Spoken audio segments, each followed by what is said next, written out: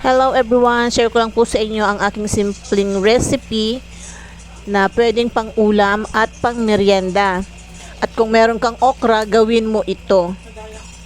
So, umpisahan po natin sa pag-slice ng okra.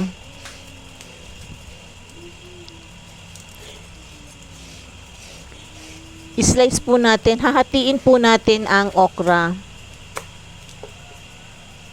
And then mamaya ilalagay po natin siya sa butter. Magtutunaw po tayo ng harina, cornstarch at breading mix. Doon po natin ilalagay ang okra. So eto na po, maglagay tayo sa isang mixing bowl ng cornstarch, all-purpose flour and paminta. Naglagay din po ako ng sesame oil. And then, lagyan po natin ng konting tubig. Naglagay din po pala ako ng konting asin.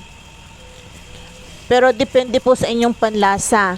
At ang sukat po ng mga ingredients, depende din po sa dami ng inyong lulutuing okra. So, i-mix lang po natin ng maigi hanggang sa matunaw po yung mga harina. And then, ibabad po natin yung okra dito sa ating butter.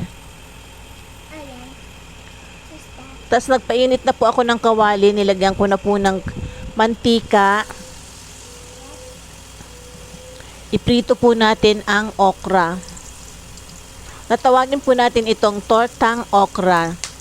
So, sana po magustuhan nyo ang video na to at kung magustuhan nyo po, wag po kalimutang mag-like, share, comment, and follow. Ganito lang po kadali magluto ng tortang okra.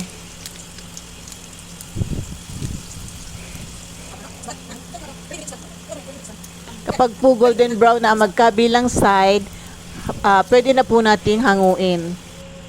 So, ito na po ang ating tortang okra. Sana po nagustuhan nyo ang video na to. At kung nagustuhan nyo, huwag po kalimutang mag-like, share, comment, and follow. Thank you.